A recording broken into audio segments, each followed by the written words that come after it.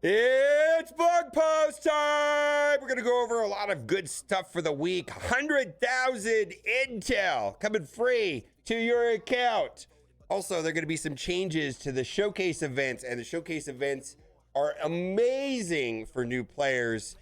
And then also, we're going to talk about the big screw up to a cursed, and they are going to be adding Liberty to a lot of the orbs. So if you don't have your Liberty maxed out yet, that should happen here shortly. First things first, let's talk about the negative zone every day. This has become quite a chore. I do like the structure of the negative zone, but rerunning it is a little bit tedious. I think I would have been happy doing it like 3, 4, 5 times, but I feel like the 6th, 7th, 8th, and so on has gotten quite a bit much considering the rewards are very modest. Now, there is a screw up. We'll read about what the resolution is going to be. Looks like all players are going to get 100,000 intel and 1,000 power cores. That's great. Follow up to the cursed and intel score. Yeah, they screwed up. Following a previous communication, we have thoroughly reviewed the data and will be taking the following actions for all affected players.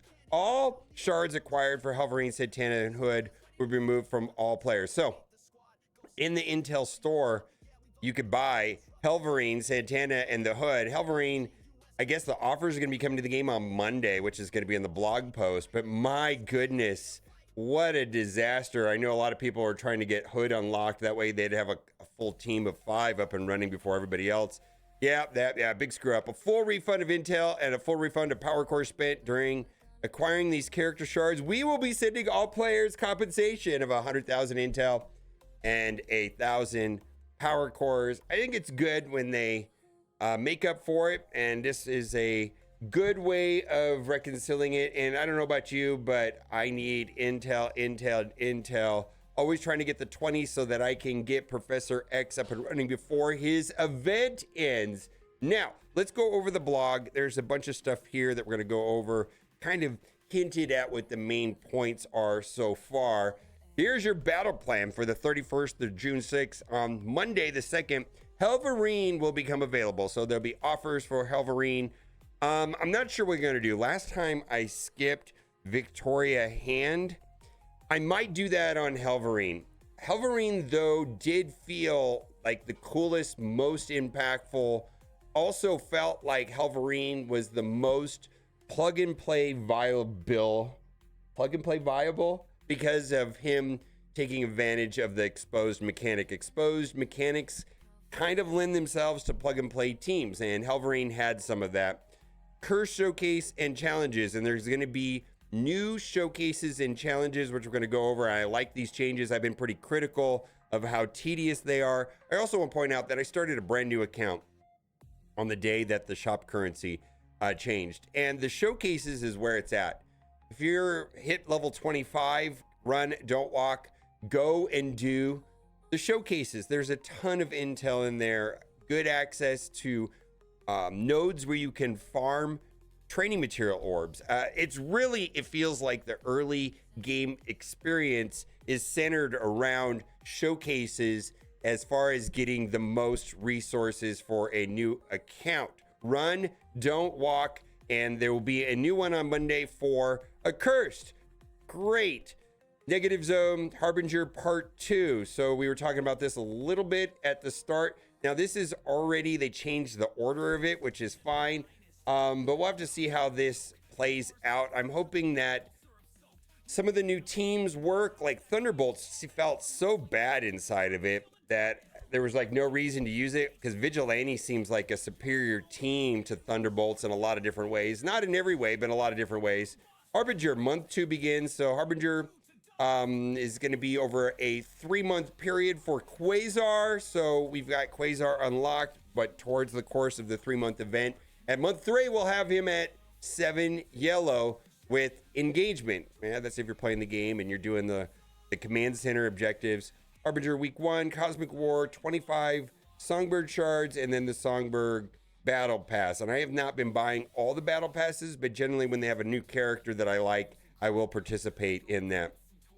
Keep an eye out for the inbox messaging alerting to character availability.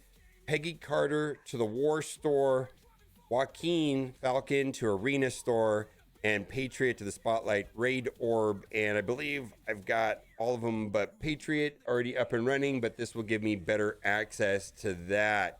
Character shards and events, Quazar, Mystic Relic in week 1 event. Okay. Quazar, we're getting drips of it, right? Over 3 months. Songbird, 25 shards, and Cosmic War. All right, so let's get into it on how we're going to get the next 310, or I don't know if it's the next, but 310 shards for month 2. The quest to unlock and power up Quazar ramps up during month 2 of the Harbinger, where you can earn 310 Quazar shards. And I found like it was relatively easy to get the red stars. I wasn't sure how that was going to play out, and it looked like the leaderboards was cosmetic. So that seemed like a big W for the community. I don't think everybody could get the red stars in Quazar, but it didn't seem completely paywalled or anything like that. Mystical relics, find to earn Quazar shards throughout Harbinger month 2. Acquire mystical relics from weekly events. Rewards in order to you earn Quazar shards. Make sure you complete your daily Harbinger objectives to ensure you don't miss out. Week 5, torch your week 5 objective to not only earn gear, but also grab the first mystical relic and week 1 Quazar shards. This starts on Monday. Spend campaign energy, fine. So I'm guessing this will all be in the command center. Weekly objectives, gather intel, raid with vigilantes, find a pride gem somewhere in game. And when we find that, I'll make a video showing you where that'll be. They've done these events before where you're looking for items and it's hidden in a weird place, or it'll be in a certain character and you have to farm one node on a random character from way back in the day. Defeat the Jean Grey skill boss in Chaotic Storm raids. Rewards, Hellfire Wreath Claws.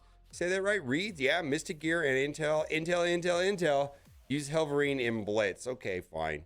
And Thunderbolt Diamond Orbs. Cosmic War. Earn 25 Songbird shards. This will start on Monday as well. Score points. Earn ally supply 7 orbs. Battle in Cosmic Crucible, Battle in War. We'll use Vigilante and Cosmic Crucible and use Liberty War on offense or defense. Okay. And rewards. Thunderbird character shards, Thunderbolt Diamond Orb fragments, and Armory 20 orb fragments. Bring it! I'll take as many Armory 20 orb fragments as you'll give me. There's not a lot in there. What, 1 and a small chance at 2, but still.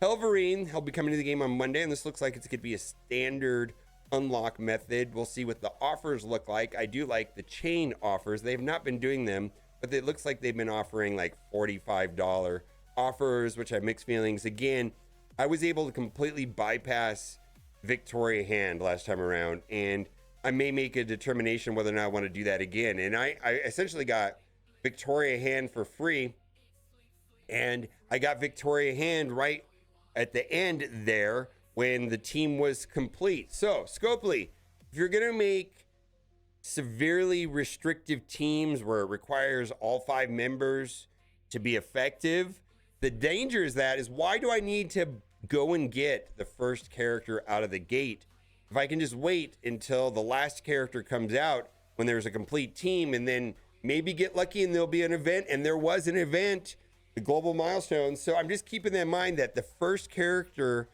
of a series, which is for this, what is the cursed?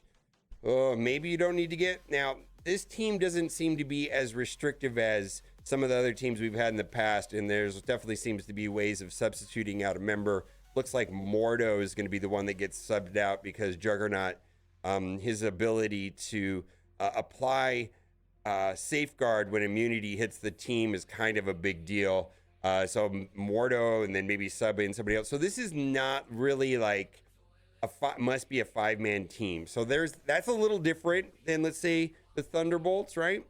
All right, so Helverine, Negative Zone, Harbinger, new mission, Strike, Ongoing Assault, Negative Zone, help repel Nihilist invasion, enters the next phase of 4 new missions. Now there's 8 right now. Are we gonna have to do this every day, and it's gonna be a total of 12? Making the new Negative Zone 12 missions. Here are the requirements. At least 5 characters, Chapter 1 Harbinger. We recommend deploying the newest characters, equipping characters with Top Gear and Purple ISO to ensure they're strong enough to enemies you face. Yeah, but is this just going to be more vigilante gameplay? I haven't found like I needed. Thunderbolts didn't seem good here. They just didn't. Not compared to vigilante. I really like the. I actually really just want to say this. I really like the vigilante team. I think vigilante is fun. Thunderbolts. Not as much. I mean, they're okay. Rewards. Rewards for emerging victorious in the new missions. Quazar basic awakened ability from completing the first and timed runs, Crimson Gear, Diamond Orb fragments. So this is going to be great. And I'm guessing there'll be 2 right there. It says that basically 2 runs. And then to the extent of what is available by doing the 3rd, the 4th, the 5th run, will lead us back into the situation where we're playing it over and over and over again, which is, let's say at least 30 minutes, maybe more, depending on how many resets. There's some RNG on this. Did I get the defense down on Odin to kill off the Odin? Oh, I didn't. Reset the node. There's just, Super Scroll dropped. Am I going to be able to have, Silver Sable's ultimate up? Oh, it's up? Okay, well, let's see if we can clear the Absorbing Man's taunt. There's just some really kind of annoying things about it where it's like I can clear it, but I have to reset the node. And that wouldn't be terrible if there was a reset button. You have to back out and reload it and all of that. Why can't there just be a reset? A lot of buttons have a reset node. That would make these Scourge events, these negative zones, so many events in this game where you have to rerun it till you get the right setup. Even Danger Zone would be a lot better if there was a reset button. Make it happen, Captain. We need a reset button. So we'll have like another option when we try to back out. We don't have to like lose a retreat. We can restart the node. I think that would be fantastic, right? I think everybody agrees this would be a big win. I think everybody agrees this would be a big win. Let's make it happen. Maybe there's some tech obstacles to it. But anyways, 4 more nodes. Quazar basic awakened ability. That is not the super important one. The super important one is the ultimate, which has been for sale for $35. Which is, the ultimate is the one that enables in war the Quasar Bacon Awakened one is good, but the one that's really important is the one that gives the battlefield effect. But Quasar's basic is pretty good. So anyways, a lot of people have been talking about how good his basic is, but free or not free. If you complete this, you'll get it without having to spend money. Nothing is free. I use that word sometimes and people say nothing is free. I get what you're trying to say. I used the wrong word. I'm sorry. But without having to spend money directly, like an offer, nothing is free. I get it. There's no such thing as free lunch. I get it.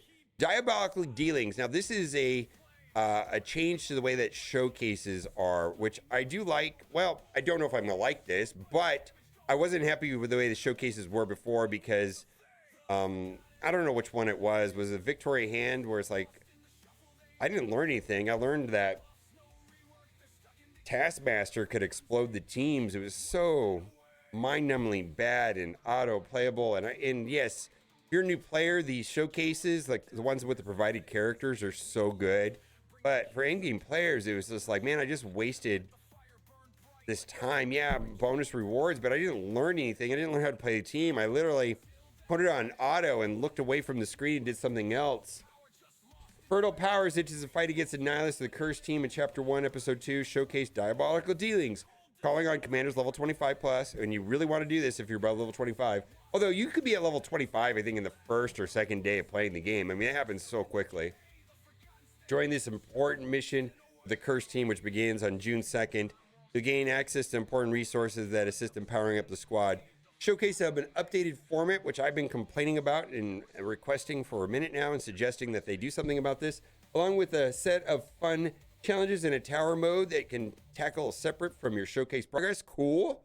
Can't wait to see actually how this works. Chapter 1. So this is going to be the same, right? First chapter for each showcase will work the same as the previous character showcases, which feature the stories of new characters and the team within the Age of Nihilus. Let's hope this gameplay is actually meaningful. They'll consist of 6 missions, each with no requirements. You're given a curse squad to use on each of the 6 missions, and each mission contains rewards. Now, this is where the shop currency has been. So a new player accounts thrive on shop currency, like any account under 105, I suppose. But even veteran accounts, it's still, this is where we're going to get shop currency currently. Or at least that's the way it's been on the last couple showcases. We'll have to see if they continue that trend. New challenges. Beginning with the curse, there'll be no more Chapter 2 missions.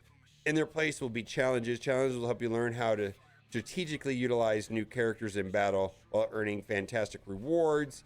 Challenges are separate from showcase missions, meaning you can play them without playing the showcase missions. Just like daily challenges, you use 1 token to start a challenge. You'll have a limited amount of tokens used each day. So this is gonna be like a daily challenge. Keep in mind the new challenge will replace Chapter 2 missions have the same requirements. Yeah, but you won't be able to core them. Here are the requirements. Okay. All right. Yeah. You're gonna get 3-star. Yeah, it's kind of like that. Once you get the Halverine, you get the characters, you'll get further on. And then there's a tower component. And I don't really want to speculate on this too much. I just want to see it, and then that way I can make an opinion on it. But any change to the showcase thing is good, for sure. Multiversal Crucible, taking a break with your fellow commanders and battle, work together with tons of intel. What do they mean by tons of intel? Show me the money, my guy. Battle and Crucible, along with other commanders, hit global milestones that rewards more intel to spread in the intel store. I always wonder what they mean when they use these kind of adjectives. Tons of intel. Does that mean we're gonna get? I don't know. I have a feeling that my definition of tons of intel is much higher than theirs. And then the free claim. Let me know what you think. Bye for now.